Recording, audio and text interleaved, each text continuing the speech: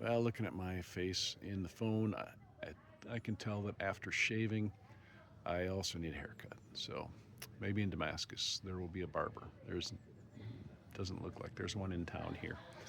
I've been sick for 3 days, and so I've been relegated to um, a bubble out in the campground area.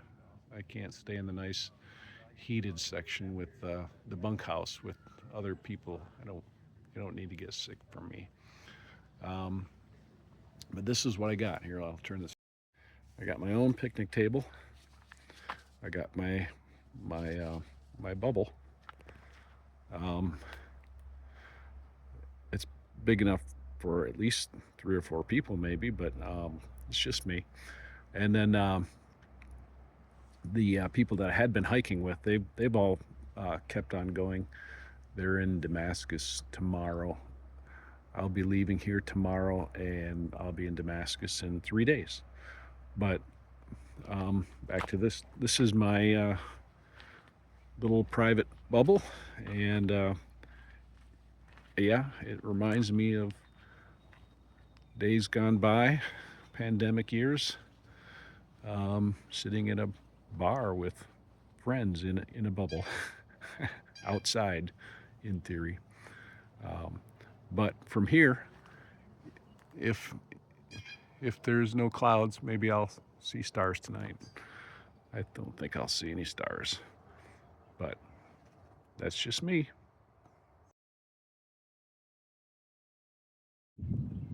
Well, this is my first day back on trail after being sick for 3 days. Um, Coming out of the hostel, there's about a mile or two of a really nice walk around this lake, which is dammed up by this dam here, and there's some really neat rock face over there, but very pleasant. No ups to really speak of or downs. I mean, pleasant walk, which was nice. Now it's 4,000 foot climb and the next 12 or 13 miles to shelter. So here we go.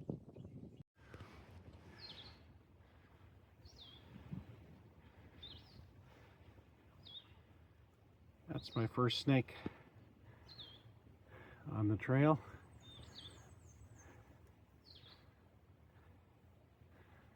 That's always startling when you glance ahead. I just turned a corner. Oops. I just went around the corner and switchback and started up this hill, and there he was.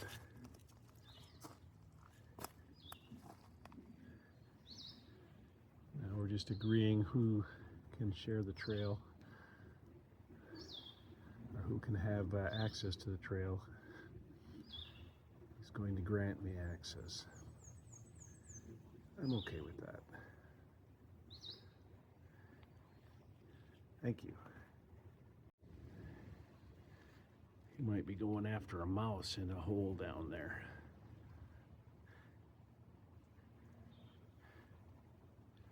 Or maybe that's where he lives. I don't know.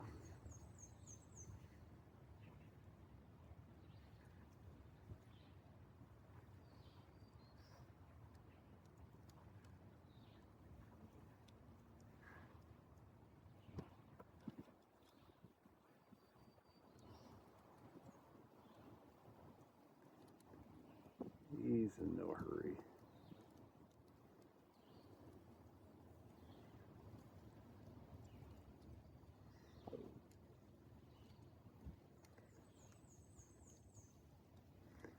I got 11 more miles to go, so I'm in a bit of a bigger hurry than he is. So, bye-bye. So this morning, about 10 miles back, I went around this lake, over the dam, and then back this way. And I think I'm coming to the end of where the backup of the water is, and out here checking out the view. It's been a nice day. I'm still coughing all kinds of mucus out from COVID or whatever I had. That was 3 miserable days. Anyway, onwards. Anyway, been following this ridge all morning. And this is one of those things that actually is a ridge walk. I've been on top of the crest of this ridge for at least 6 to 8 miles. It goes up and down, obviously, but between the peaks. But you're at the top the whole time. It's kind of fun. Still not a lot of leaves on the trees, so you get really good views. Sorry. And then of course we're still in the devastation zone. So still trees from knocked over from Helene. Goes on and on and on. 150 more trail miles maybe of this damage.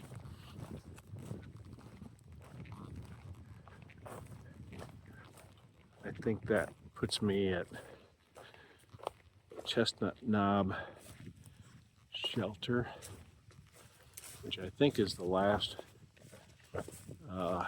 actual real damage from Helene.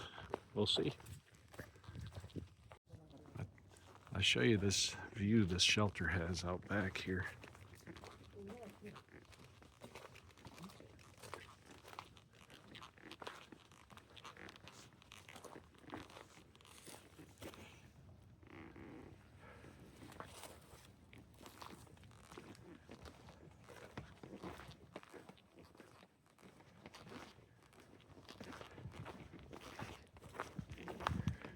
Well, don't go too far if you're gonna pee out of the back of the shelter at night.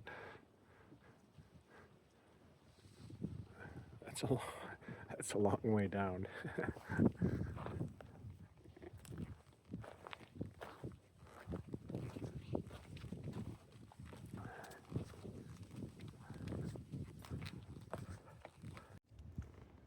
Yeah, still dead trees, or not dead, just blown down. Not quite aware that they're dead yet.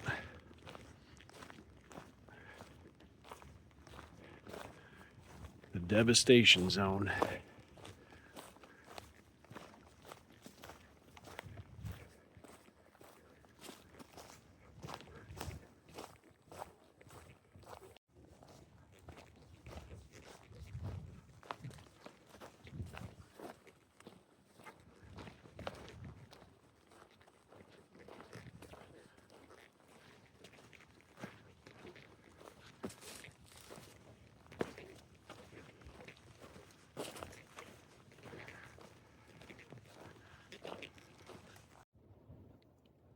Walking away from camp, thought I'd take a shot of the shelter. One thing I really don't like about Tennessee is there's apparently a law in place that says you can't have outhouses. So they don't have outhouses at any of the shelters. So if you're hiking and you want to poop, well, you know, out in the woods you go.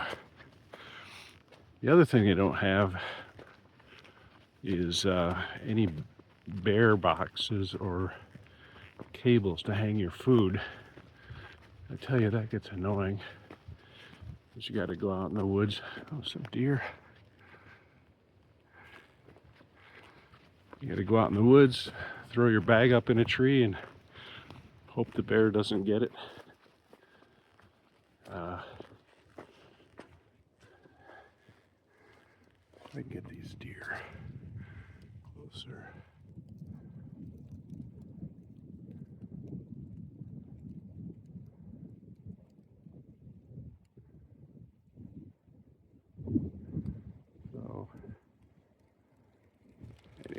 last night. I had to go to the bathroom, so I turned my light on when I walked out of the shelter. I scared probably those two deer half witless, and I scared myself. Just all the noise they made. Anyway, as you can tell, it rained last night.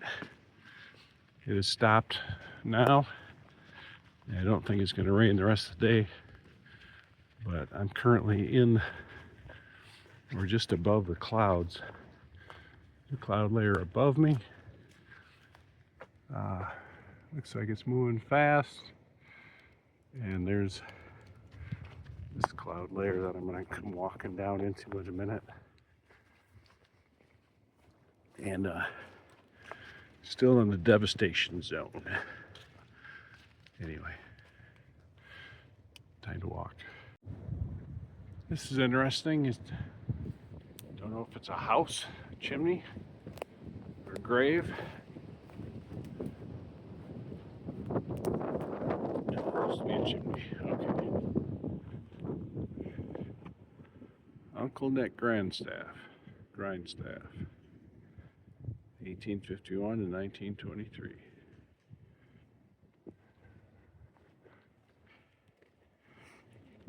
Must have been a cabin here, looking out over the top of the world.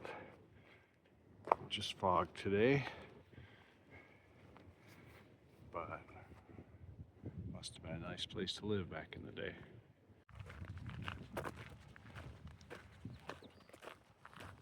This barn gets a lot of airtime on YouTube, I think because of the AT symbol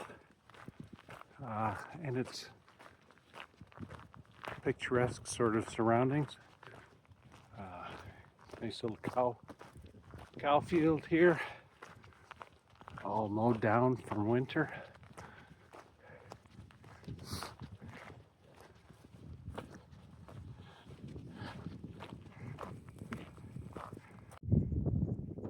Here it is, icon of the AT. This is an interesting shelter, not very windproof. It's about the size of a twin bed on the inside. I don't know how many people could sleep in that, but it's been around for a long time. Check this out. I've reached Virginia. So another 500 miles and I'll leave Virginia. This is the longest state on the Appalachian Trail, and it will take a month or a month and a half. And then I'll be in West Virginia for 6 miles.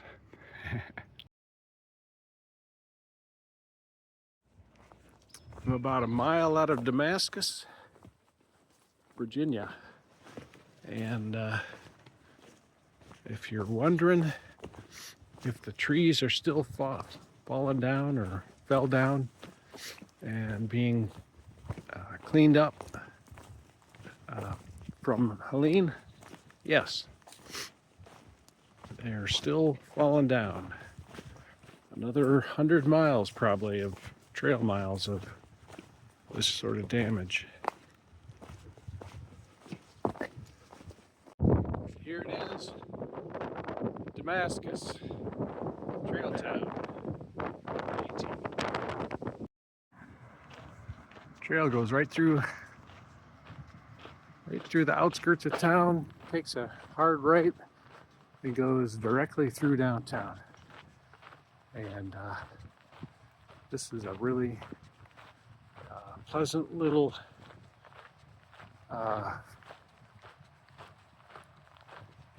town out in the middle of, to me it seems like out in the middle of nowhere, because I just walked off the top of the mountain. But it's a nice day, blue skies.